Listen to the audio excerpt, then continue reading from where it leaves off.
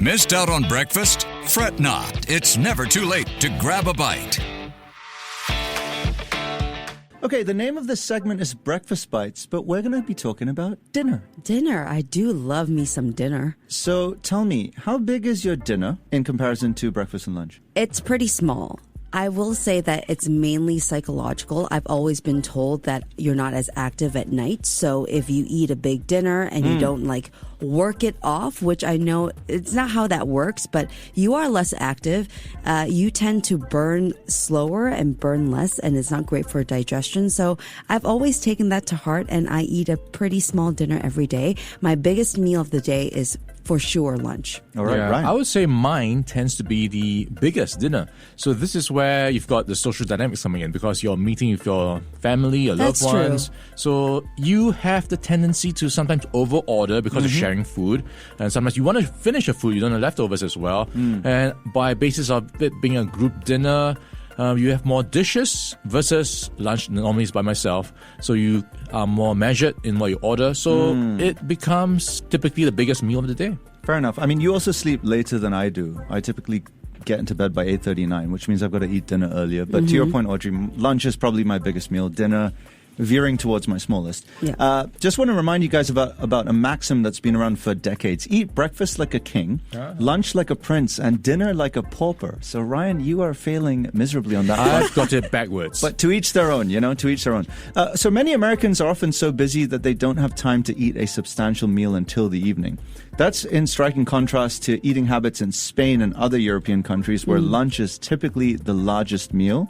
Why do meal size and timing matter? So for decades, nutrition researchers have focused on what, not when, people eat. So we don't have many large or long-term studies on the influence of meal timing on health. That being said, there are studies that do exist showing some consistent links. So people who consume a greater percentage of calories in the evening tend to be at higher risk for obesity, type 2 diabetes, high blood pressure, and higher levels of inflammation. Now, your body's internal clock, which regulates how your cells function, may be partly to blame. So in the morning, your body is primed to handle a big meal. It is ready to absorb nutrients and distribute them to your cells to fuel the day's activities. But gradually as the day wears on, the organs that help you metabolize nutrients, like your liver and pancreas, start to respond more sluggishly. So here's another very interesting study. If you consume two identical meals, one in the morning and one in the evening, studies have shown that your blood sugar spike will be larger and will stay elevated for longer after the evening meal. Really? Yes. Okay. You know what I was always told when I tell people I don't eat that much dinner, so if I go out for dinner with you guys, I'm just going to order something small. They're like, your body doesn't have a magical timer. It's not like it activates after 6 p.m. or 7 p.m. It's all about total calories in, total calories out.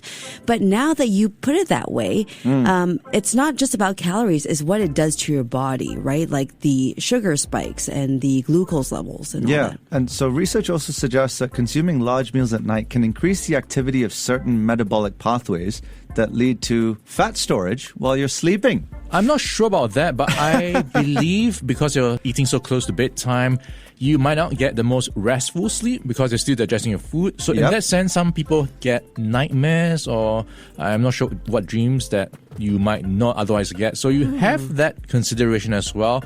But I'm more on the fence or more on the side of calories in and out, not so much the timing. All right, fair enough. Well, another recent study suggests that researchers found people were less hungry throughout the day when their largest meal was breakfast than when it was dinner. Okay? Have you guys noticed the same? Well, I don't eat that much breakfast either. I really concentrate a lot on lunch because that's the time of the day that I feel like I need the most fuel. Yeah. But I believe you if that's what the researchers are saying. I've heard before as well how there is this saying, breakfast for champions. Breakfast is the most important meal of the day. And apparently it was a marketing gimmick by the cereal companies to sell cornflakes and so on. Of course. So I'm not sure how much I should put into that, how much weight I should put into that. Look, everyone has a unique biological composition. So whatever works for you, but when it feels right, it feels right. Yeah.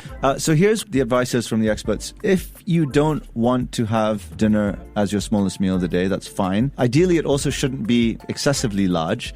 You can start by prioritizing a nourishing breakfast, one that incorporates protein-rich foods like Greek yogurt, eggs, or beans. Sometimes people are not hungry in the morning, and that may be because they had a large dinner the night before. Doesn't apply to Ryan, which is also fine. When dinner comes around, if you have a substantial lunch, you'll be less hungry and less likely to consume a bigger meal, and less enticed by late-night snacks, which is a bit of a killer for fat storage.